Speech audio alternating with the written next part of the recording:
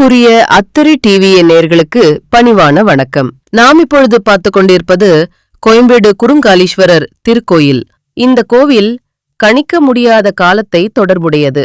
ஏனென்றால் இந்த கோவிலானது இராமாயண காலத்தில் சீதை வனவாசம் வந்த இடம் என்று கருதப்படுகிறது. மேலும் வால்மீகி முனிவர் ஆசிரமம் இங்கு இருந்ததாகவும் கல்வெட்டில் குறிப்பிடப்பட்டுள்ளது. மேலும் அரிய தகவல்களை கோவில் குருக்களிடம் கேட்டு தெரிந்து கொள்ளலாம். வாருங்கள்.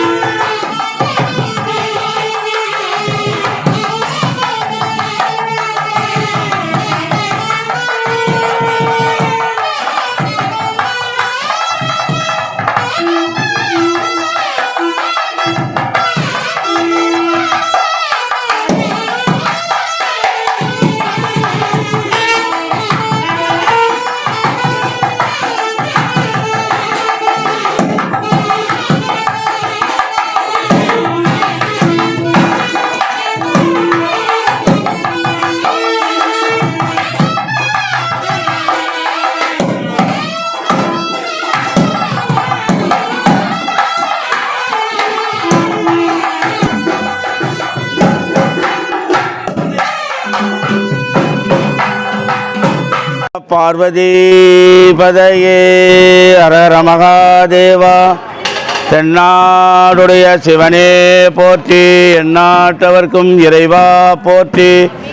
அறமலர்த்த நாயகி தர்ம சம்பத்து உடனுரையமர் குறுங்காலீஸ்வரன் திருவடிகளே போற்றி போற்றி. திருச்சிற்றம்பலம். எல்லாம் அல்ல அறமலர்த்த நாயகி தர்ம சம்பத்து உடனுரை குறுங்காலீஸ்வரன் ஆலயம் இந்த கோயம்பேடு கிராமத்திலே நிறுவி உள்ளது. இந்த கிராமம் ஒரு காலத்திலே காட்டு வனப்பகுதியாக இருந்த கிராமம் கோயம்பேடு கிராமம். அந்த காட்டு வன பகுதியிலே வால்மீக முனிவர் ஆசிரமத்தை இங்கே நிறுவி வைத்து கொண்டிருந்தார். வால்மீக முனிவர் நம்முடைய இராமாயணத்தை எழுதியவர் உங்களுக்கெல்லாம் தெரியும். அந்த வால்மீகி முனிவருடைய ஆசிரமத்திற்கு சீதா பிராட்டி அயோத்தியில் கோபப்பட்டு கொண்டு இங்கே கோயம்பேட்டில் நிறுவியுள்ள வால்மீகி ஆசிரமத்திற்கு வந்து தங்கினார். அவர் இங்கே வந்து தங்கும்போது கர்ப்பிணியாக வந்தவர். அந்த கர்ப்பிணியாக வந்தவர் வால்மீகி ஆசிரமத்திலே குழந்தையை பெற்றெடுத்தார்.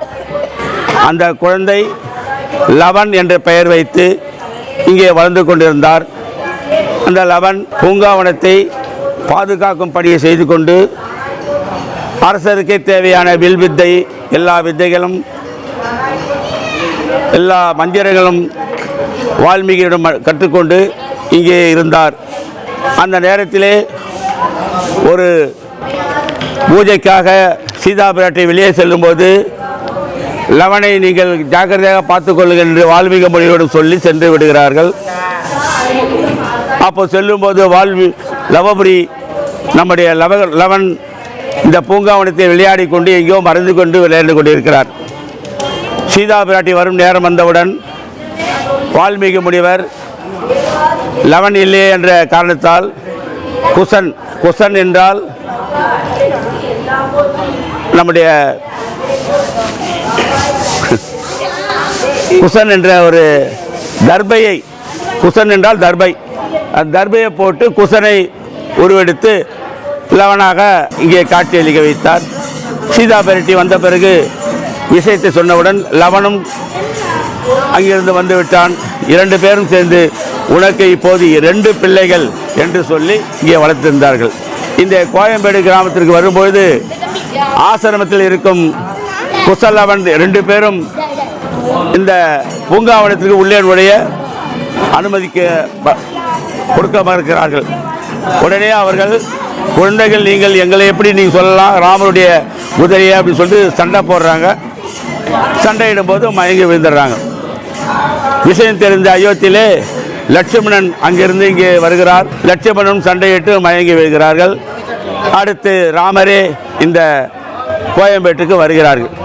இந்த குறுங்காலீஸ்வரர் கோயம்பேடு கிராமத்தில் ராமருடைய அடி எடுத்து வைத்த ஸ்தலம். ராமர் வரும்போது சீதா பிராட்டிக்கும் வால்மீகிக்கும் விவரம் தெரிந்து தன்னுடைய பிள்ளைகளுக்கு, உன்னுடைய தந்தை தான் ராமர், அவரை நீ எதிர்த்து சண்டை போடக்கூடாது என்று சொன்னவுடன் அவர்கள் ராமரிடம் சென்று மன்னிப்பு கேட்டு அஸ்வத்திற்கு பூஜை செய்து பரிகாரம் செய்து அனுப்பிவிடுகிறார்கள் யாகத்திற்காக. அவர்கள் சென்ற பிறகு குசலவன் 2 பேரும் வால்மீகி முனிவரிடம், என் தந்தையை நான் எதிர்த்தது தவறு, இந்த பித்ருசாப மகளை என்ன செய்ய வேண்டும் என்று கேட்கிறார்கள்.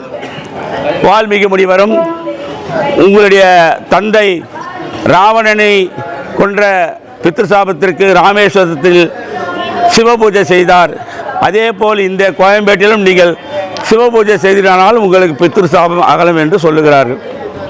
உடனே லவன் குசன் 2 பேரும் இங்கே ஒரு லிங்கத்தை நிறுவி,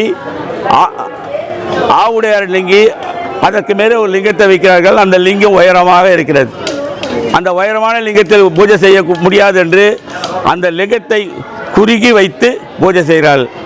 ஆகவே தான் குறுகிய லிங்கம் உடைய ஈசன் குறுங்காலீஸ்வரன் என்று இந்த கோயம்பேட்டிலே பெயர் பெற்று இருக்கிறார். லவனும் குசனும் 2 பேரும் பூஜை செய்தால், பூஜை புரிதினால் குசலவபுரி ஈஸ்வரன் என்ற பெயரும் இந்த கோயம்பேட்டில் உண்டு. அந்த குசலவபுரி ஈஸ்வரன் இங்கே கோயில் கொண்டு லவனு குசனுடைய பித்ருசாபத்தை அகல வைத்தார்கள். ஆகவே தான் இங்கே நடக்கும் பூஜையிலே நம்முடைய பக்தர்களுக்கு இங்கே அந்த பூஜையில் கலந்து கொண்டால் அவர்களுக்கு மனக்கலக்கம் இருக்காது, பித்ருசாப மகளும், எதிரிகள் கிடையாது, செல்வங்கள் பெருகும் என்று ஐதீகம். மேலும் இந்த கோயம்பேட்டு ஆலயத்தில் பிரதோஷ நேரத்திலே நந்தீஸ்வரிடம் அனுமதி பெற்றுக்கொண்டு உள்ளே செல்லும்போது ஒரு நேரத்தில் நந்தீஸ்வரனுக்கு ஒரு சந்தோஷத்திலே தன்னை அறியாமல் நம்மிடம் கேட்கிறாளே என்று ஆணவத்திலே சிரித்து விட்டார். உடனே தர்ம சம்பத்தினி நந்தீஸ்வரிடம் வந்து, நீங்கள் இதுமாதிரிலாம் சிரிக்கக்கூடாது, ஈசனிடம் ஆசாபாசம் இல்லாமல் இருக்க வேண்டும் என்று சொல்ல, ஐயோ நான் தெரியாமல் செய்துட்டேன், இதுக்கு என்ன தவறு பரிகாரம் என்று கேட்க, தர்ம சம்பத்தினி ஈசனிடம் சென்று, ஈசனே நீங்கள் 2 கொம்புக்கு இடையே நீங்கள் நடனம் புரிந்தால் அந்த பித்ருசாபம் அகலும் என்று சொல்ல, 2 கொம்புக்கு இடையே நடனம் புரிந்து அந்த நந்தீஸ்வரனுக்கு மூக்கணாங்கயிறு விட்டு ஒரு பக்கமாக உட்கார வைத்தார்கள் இந்த நந்தியை. ஆகையினால்தான் இங்கே நடக்கும் பிரதோஷம் ஆதி பிரதோஷம் என்று சொல்வார்கள். அந்த ஆதி பிரதோஷம் நடக்கும் இந்த குறுங்காலீஸ்வரர் ஆலயத்தில் ராகு கால பூஜை, சித்திரை திருவிழா, இப்படி பல திருவிழாக்கள் இருக்கிறது. இங்கே தான் ஈஸ்வரனும் பெருமாளும் பக்கத்தில் இருக்காங்க. வால்மீகி முனிவர் இருந்த ஆசிரமத்திலே வைகுண்டவாச பெருமாள் கோயிலும், லவபுரி 2 பேரும், லவ குசன் 2 பேரும் பூஜை புரிந்த இடம் குறுங்காலீஸ்வரன் கோயிலும் இருக்கிறது. இந்த கோயில்களுக்கு ஒரு பூஜை செய்ய வேண்டும் என்று இங்கே இருக்கும் அடியார்களுக்கு இங்கே இடம் கொடுத்து கோயம்பேடு கிராமம் என்ற பெயர் வைத்து இந்த பூஜை நிவேதிகள் செய்து கொண்டு வருகிறார்கள். இந்த ஆலயத்தில் வரும் பக்தர்கள் அனைவரும் எல்லா சுகமும் பெற்று, எல்லா நலமும் பெற்று பெருவாழ்வு வாழ்கிறார்கள். ஆகவே தான் தொடர்ந்து வந்து கொண்டிருக்கிறார்கள். தென்னாடுடைய சிவனே போற்றி, எந்நாட்டவர்க்கும் இறைவா போற்றி, அறமளத்த நாயகி தர்மசம்பத்துடனே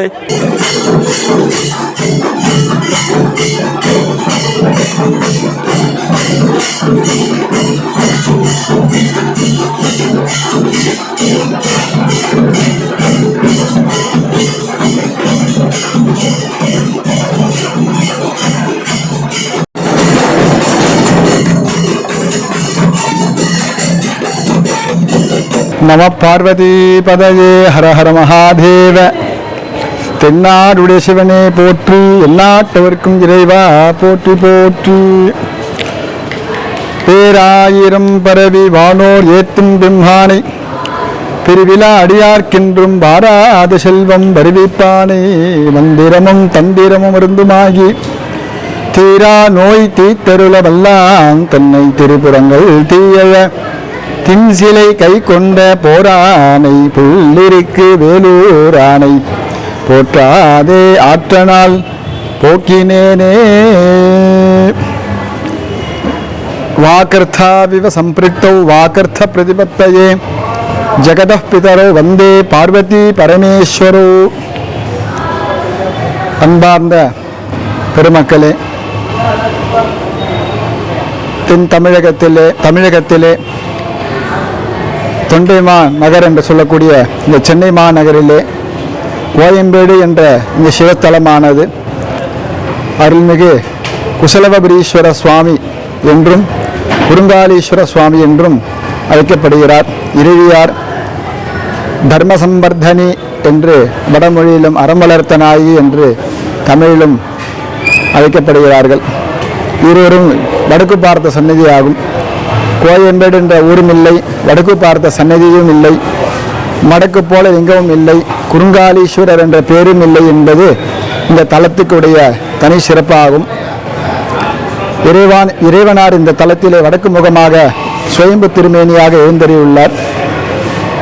2ஆம் குலோத்துங்கன் அரசர் இத்தலத்துக்கு இந்த வழியே வரும்பொழுது இறைவனுடைய ஆజ్ఞைக்கு உட்பட்டு அவருடைய தேரானது சிவலிங்கத்து மேலே ஏறி தேரானது நகர மாட்டேங்குது.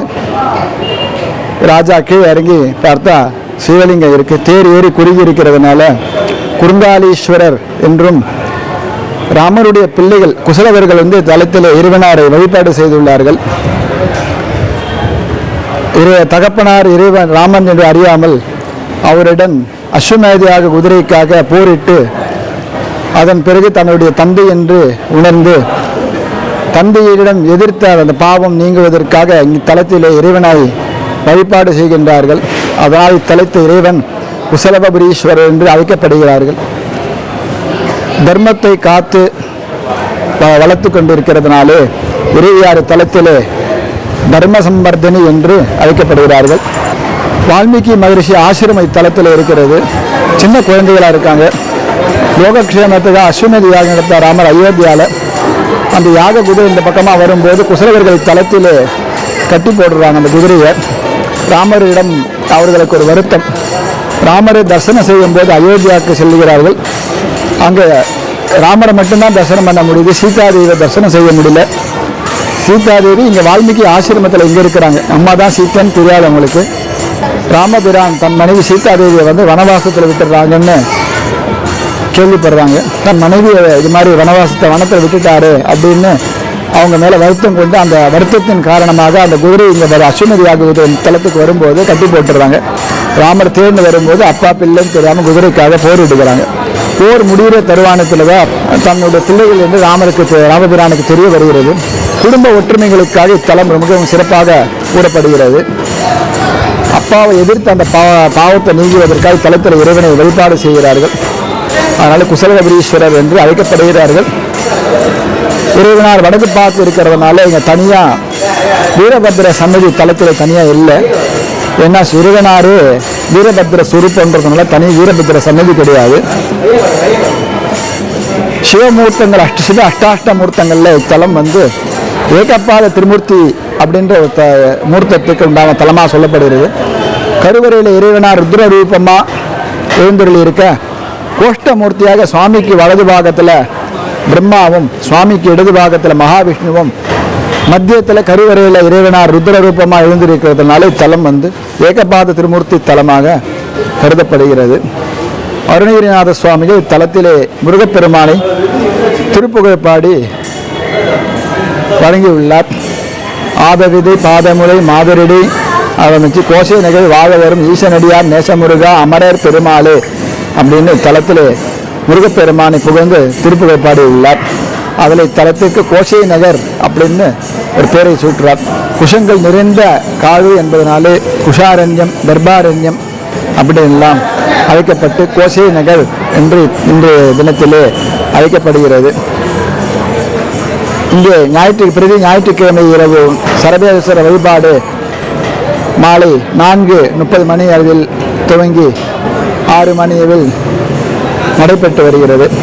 பிரதி ஞாயிற்றுக்கிழமையும் இத்தலத்திலே சரப வழிபாடு மிகவும் சிறப்பாக வழிபாடு உள்ளது.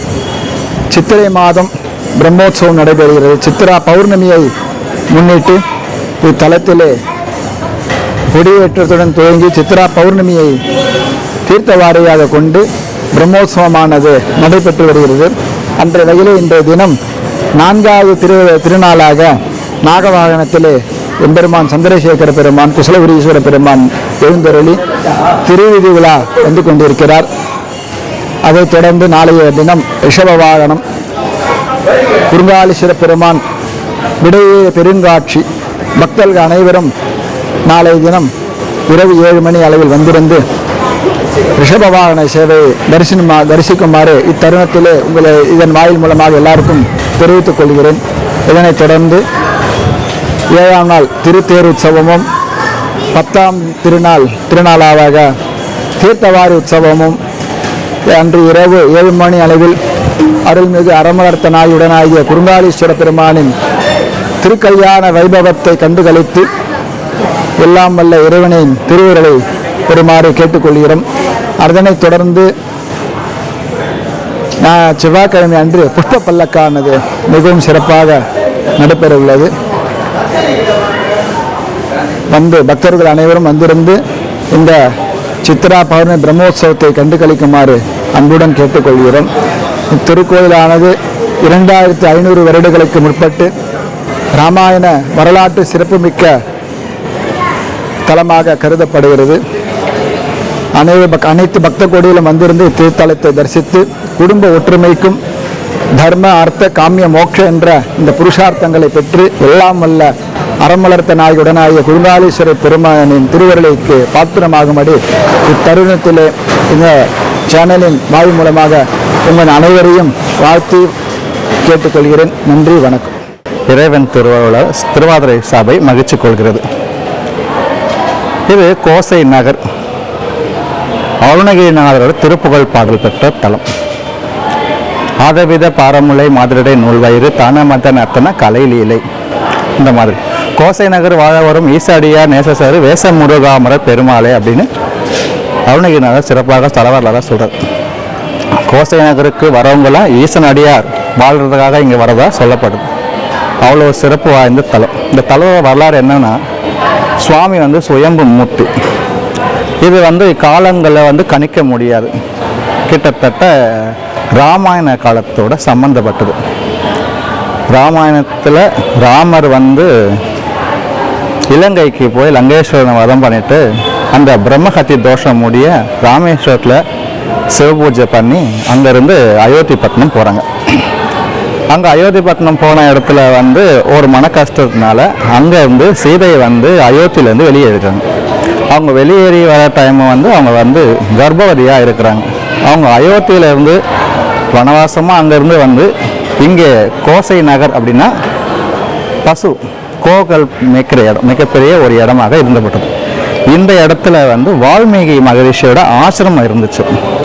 வால்மீகி மகரிஷியை பார்த்தீங்கன்னா சென்னையிலேயே சென்னை, தாம்பரம், திருவான்மூர் 3 இடத்துல, கோயம்பேடு சேர்த்து 3 இடத்துல அந்த மாதிரி இருக்குது.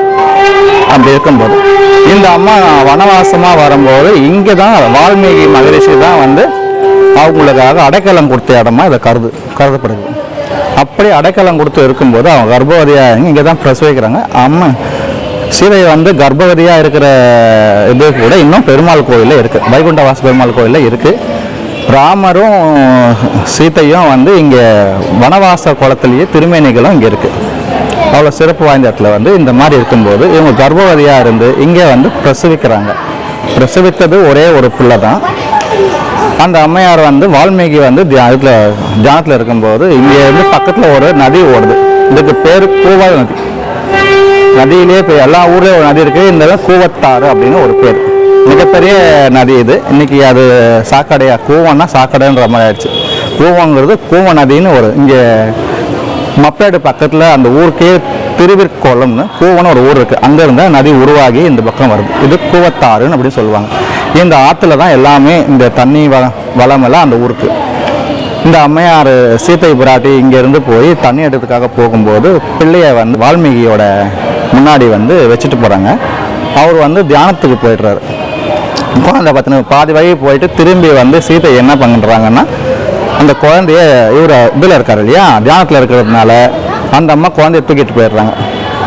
இவர் இந்த குழந்தை போனது இவருக்கு தெரியாது, தூக்கிட்டு போயிடுறாங்க அப்படின்னு. அப்படி இருக்கும்போது இந்த திடீர்னு மூச்சு பார்க்கும்போது கையில் குழந்தை இல்லை. இந்த காடு வனவாசம்னா காடு தானே, ஃபுல்லாகவே வந்து காட்டு பகுதியில் குழந்தைய வந்து ஏதோ மிருகம் தூக்கிட்டு போயிடுச்சுன்னு வந்து பக்கத்தில் இருக்கிற தர்ப புல்லை எடுத்து அந்த இடத்துல போடுறாரு.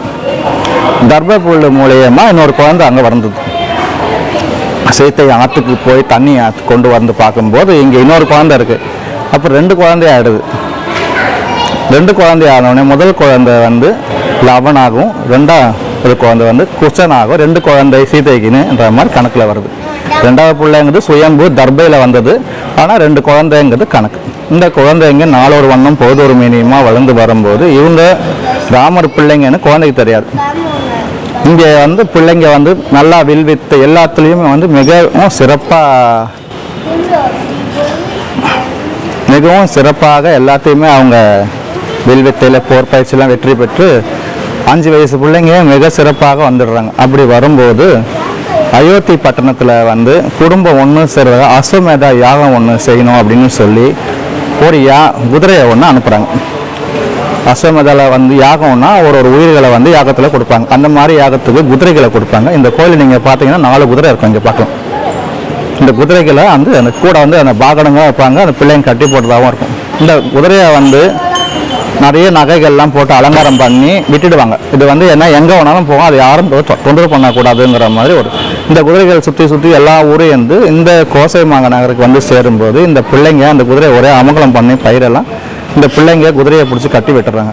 இந்த பிள்ளைங்க விட்ட அம்பில் எல்லாரையும் ஜெயிச்சிடுறாங்க. கடைசியில் ராமரே வராரு. அவரையும் அந்த போர் புரிஞ்சு ஜெயிச்சிட்ட உடனே பிள்ளைகள் அப்பாவோட சண்டை போடுறது யாருக்கும் தெரியாது. அதுக்கப்புறம் வால்மீகி ஆசிரமத்துக்கு வால்மீகி கத்தேரியை வந்து அவர் வந்து இவங்க சொன்னோடனே அது பித்ருக்கள் சாபம் ஆயிடுது. பிள்ளைங்க தெரியாமல் பண்ணாலும் தெரிஞ்சு பண்ணாலும் தாய் தகப்பன் தவறு பண்ணி தண்டித்தாலும் அது பித்ருக்கள் சாபத்தில் வர்றதுனால பித்ருக்கள் சாபம் நிவர்த்தி பண்ணணும்னா சிவபூஜை பண்ணணும் அப்படிங்கிறது ஒரு மரபு. அப்போது இங்கே வந்து குசன் பூஜை பண்ணுறதுக்காக சுவாமி வந்து சுயம்புவாக வந்து சின்ன பிள்ளைங்கிறதுனால சுவாமி சுயம்பு வந்து காட்டினார். இங்கே வந்து மடக்கு போன்ற லிங்கம் இருக்கும். ஒரு அகலை கவுத்து போட்ட மாதிரி சுவாமியோட திருமேனி அபிஷேகம் பண்ணும்போது மட்டும்தான் நீங்கள் சுவாமியை முழுமையாக பார்க்க முடியும்.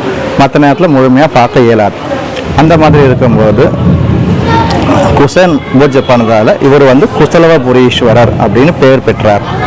அவங்க அண்ணனாக இருக்கிறவர் லவர் பூஜை பண்ணதால் இன்னொரு கோயில் பக்கத்தில் இருக்குது, அது வந்து லவபுரீஸ்வரர் அப்படின்னு பெயர் பெற்றது.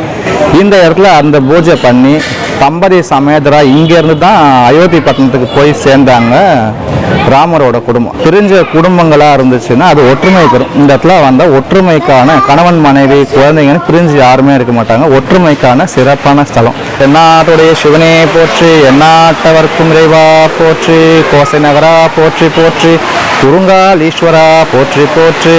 திருச்சிற்றம்பலம்.